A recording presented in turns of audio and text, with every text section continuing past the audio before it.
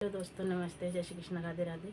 मैं अपने चैनल नेहा प्रताप गुड़िया ब्लॉग में आप सबका स्वागत करती हूँ। एक छोटा सा कहारवा नाच गीत प्रस्तुत करने जा रही हूँ। आपको कैसा लगेगा कमेंट बॉक्स में जरूर बताइएगा।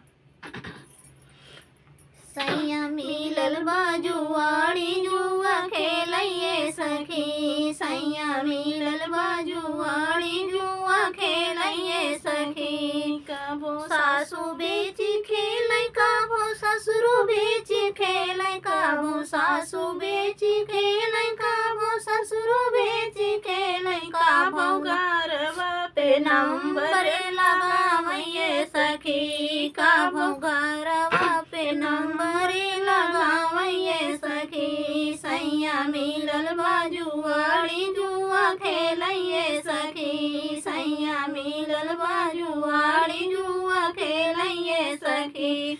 कबो जेठ बेची खेलै, कबो जेठानी बेची खेलै, कबो जेठ बेची खेलै, कबो जेठानी बेची खेलै, कबो बागिया का नंबर लगावइए सखी, कबो बागिया पे नंबर लगावइए सखी।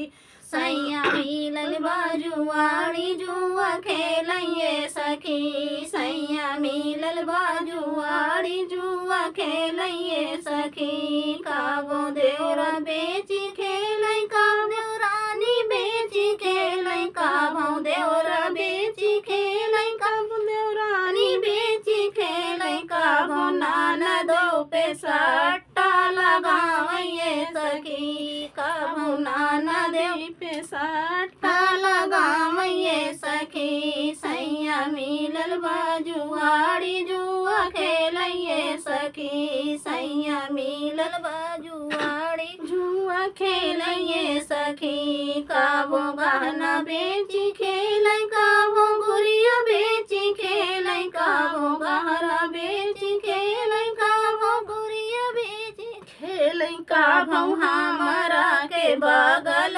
बैठावइए सखी, कबो हमरा के बगल बैठावइए सखी। सैया मिलल बाजुआड़ी जुआ खेलइए सखी, सैया मिलल बाजुआड़ी जुआ खेलइए सखी।